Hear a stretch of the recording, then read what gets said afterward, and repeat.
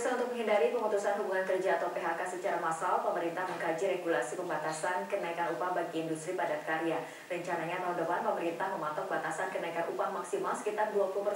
Efektifkah langkah pemerintah tersebut? Apa langkah dari Apindo sendiri untuk menghindari PHK massal akibat kenaikan UMP? Untuk membicarakan hal tersebut sudah hadir Wakil Ketua Umum Kadin DKI Jakarta, Sarman Simanjorang. Pak Sarman, terima kasih telah hadir di studio Berita 1. Sebelum kita masuk ke dalam pembahasan, kita simak terlebih dahulu grafik berikut ini.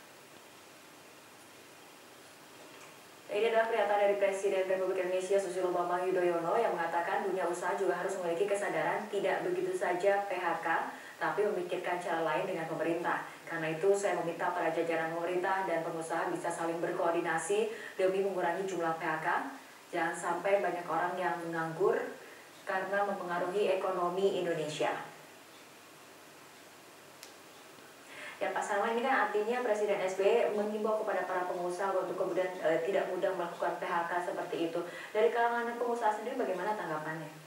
Jadi sebenarnya gini, dalam Undang-Undang Nomor 13 Tahun 2003 tentang Ketenagakerjaan, di sana memang ada 10 kriteria seorang karyawan itu di PHK kan. Yang pertama ada masalah menyangkut perbuatan hukum, kemudian juga karena lari dari komitmen kontrak kerja, kemudian ada juga karena adanya suatu penggabungan perusahaan sehingga perusahaan itu tidak mengambil lagi. Ada beberapa hal. Salah satunya adalah efisiensi. Katakanlah misalnya perusahaan itu mengurangi karena ketidakmampuan. Jadi perusahaan itu dalam memphk-kan seorang karyawan memang itu ada prosesnya dan sudah ada dasar hukumnya. Tapi apakah efisiensi harus dengan kemudian mengurangi jumlah pekerja seperti itu? Nah sekarang begini, PHK itu adalah merupakan alternatif sebuah perusahaan, ya, karena kalau kita lihat akhir-akhir ini kenapa sampai terjadi PHK? Nah, kan Apindo sudah menyatakan bahwa sampai saat ini sudah hampir 44.000 ya pekerja yang sudah kena PHK, dan itu lebih banyak dari sektor padat karya, terutama itu industri alas kaki. Nah, setidaknya ada dua yang membuat itu terjadi. Yang pertama adalah kebijakan pemerintah yang menaikkan PDL listrik hampir 15% secara bertahap. Ya, yang kedua adalah kenaikan UMP. Nah, kenaikan UMP ini sangat-sangat juga membebani dunia usaha. Pertama, kenaikan UMP kita 2 tahun terakhir ini itu sudah di atas kemampuan dunia usaha. Tahun 2011 ke 2012 itu kenaikannya hampir 28%. Kemudian dari tahun 2012 ke 2013 itu kenaikannya hampir 44%. Kalau kita bicara di Jakarta itu totalnya 2,2 juta. Oke, tapi kita Presiden juga menyatakan bahwa ini lebih baik kemudian perusahaan, pengusaha juga kemudian berkoordinasi dengan pemerintah karena kan ini mempengaruhi ekonomi nasional. Bagaimana ini? Nah, sebenarnya gini. Sebenarnya kalau kita lihat pertumbuhan ekonomi kita kan cukup bagus, ya kan, cukup bagus. Dan pengusaha komitmen dengan pemerintah supaya ekonomi kita ini selalu ke depan itu lebih baik lagi. Tapi yang kami rasakan adalah kadang-kadang pemerintah ini yang tidak pro kepada bisnis, tidak pro kepada dunia usaha. Dan PHK ini kan semuanya karena juga kebijakan pemerintah.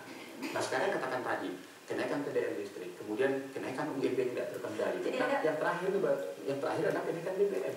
Semua itu kan dampaknya kan kepada dunia usaha. Gitu. Jadi artinya pemerintah kemudian hanya bisa mengimbau, tapi kemudian ketika kebijakan dikeluarkan, realisasinya tidak mendukung pada imbauan seperti itu. Itu yang menurut hemat saya.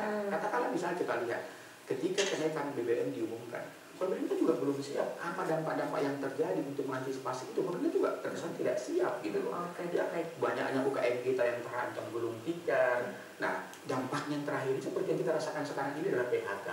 Ya, kita mengapresiasi sih apa yang disampaikan oleh Bapak Presiden. Tapi lagi-lagi pengusaha kalau udah terjadi efisiensi dan itu sudah harga mati, mau tidak apa gitu. Oke, Pak Sarman, kita tahan dulu berbincang, kita ikuti grafik berikutnya terlebih dahulu.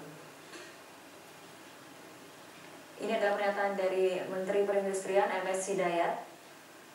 Mungkin nanti akan ada aturan mengenai keringanan pajak sektor industri padat karya. Selain itu, pemerintah akan mencegah terulangnya kenaikan drastis sampai 40% lebih, karena itu akan membuat dunia usaha menjadi khawatir dengan beban yang terlalu berat. Ini kan kemudian artinya berarti pemerintah sedang mempersiapkan regulasi-regulasi seperti itu agar polemik mengenai upah buruh tidak terjadi lagi. Apakah kemudian cukup menurut kalangan pengusaha? Iya, salah satu itu. Jadi kalau kita lihat misalnya pada tahun 2011 ke bawah, kenaikan UMP itu kan antara 10 sampai 15%.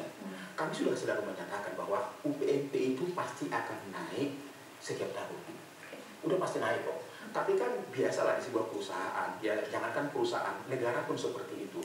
Kenaikan itu kan pasti ada batasannya. Misalnya, oke, tahun depan kita kenaikan gaji karyawan 10%, 15%. Itu harus disesuaikan juga dengan kemampuan perusahaan.